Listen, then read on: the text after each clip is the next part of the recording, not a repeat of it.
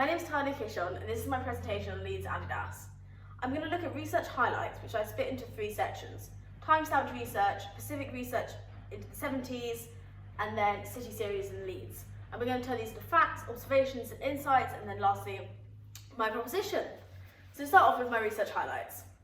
I looked at the movement from sportswear to casual wear and how Adidas had an influence in this. In the first stage of my project shown on screen in this timeline. From this, I took what I felt were the most important timestamp facts to form my research highlights. As you can see, the 70s was the biggest section, so I'll come back to that later. So in 1952, Adidas was the most worn shoe at the Olympics. With sports players training sense in society, this is quite important. We then started to reach the 60s and 70s, with the mode revival movement starting in England, mostly created by new age bands. Similarly, in the 70s, terrace wear began to start to trend with the rise of casual clothes and football teams and people travelling overseas. But I'm going to come back to this. Then in the 80s, music was a big representative of casual clothing, as artists wanted to wear what they wore on the streets, also on stage. The 80s was in particular when Adidas started to integrate into popular culture with collabs with brands like Palace. And then by 2014, 90% of people wore shoes for fashion rather than quality of sport. 70s. I'm going to focus a few minutes on the 70s. This was when working class youngsters found space to engage in fashion. The casual aesthetic was a rebellion against stage fashion by the older generation and allowed them to represent themselves. It was a sort of uniform and a way of identifying with tribalism of football teams. It was often linked to the success of football clubs, in particular with Liverpool. By wearing designer clothing labels and expensive sportswear, they were able to avoid the attention of police, as they were known to cause a bit of trouble and also intimidate their rivals. The growing popularity of designer European labels saw football casuals becoming a recognisable group. Sporting certain logos on sports day was a way for young men to make a statement and attract attention as a status as a football fan, for example with Adidas trainers. The word casual is now actually semi-synoptic to football hooligan. So, the City Series. City Series shoe was Adidas' response to the casual movement in the 80s. It became a symbol of the decade that grew in popularity and became famous for its association with football casuals and the modes. Up until this point, Adidas made shoes for specific sportswear, but is now starting to cross into fashion. They created shoes for 24 different cities throughout Europe, and this shoe became one of the best for all-round football choices because it crossed between running and fashion. Each has some significance in colour and characteristics to represent each city to build an identity. For example, with London, it was red and black for like the post boxes and the buses, and it helped create that identity. So with Leeds, what are the two colours for Leeds? The two colours for Leeds are yellow and blue.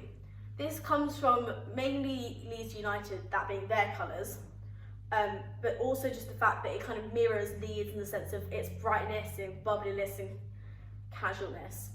So that kind of builds the Leeds identity. Leeds identity, that brings me on to audience. So the audience I'm going to target, people that feel Leeds is a part of them, whether that means they grew up there, studied there, or just live there now. Leeds is a part of you. For example, I went to uni there and I feel Leeds is a part of me. I want to sell to people during lockdown because of community, because the idea of communities and bringing people together is such a big thing at the moment. So that's really part of the City Series shoe and throughout my campaign. So from my research, I formed facts. So my first fact is casual clothing was a way for young boys to identify with teams on match day and make a statement and attract attention as their status as a football fan.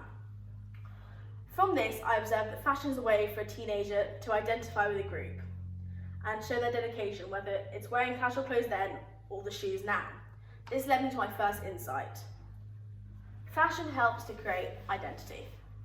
I thought this was important as it triggers ideas from the sense of how I can market my shoe later on in the project. So Leeds is the highest private to public working sector, with 77% being private, shown on screen. I observed that Leeds is a small city and everyone who watches football from there is most likely to support the same team.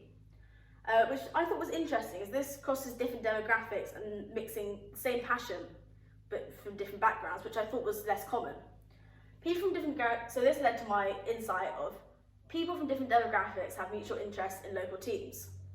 When I market the Leeds Adidas shoe, I need to explore the idea of communities and the fact that the brand's able to bring different communities and different demographics together, and therefore the idea of Adidas creating identities and communities of people.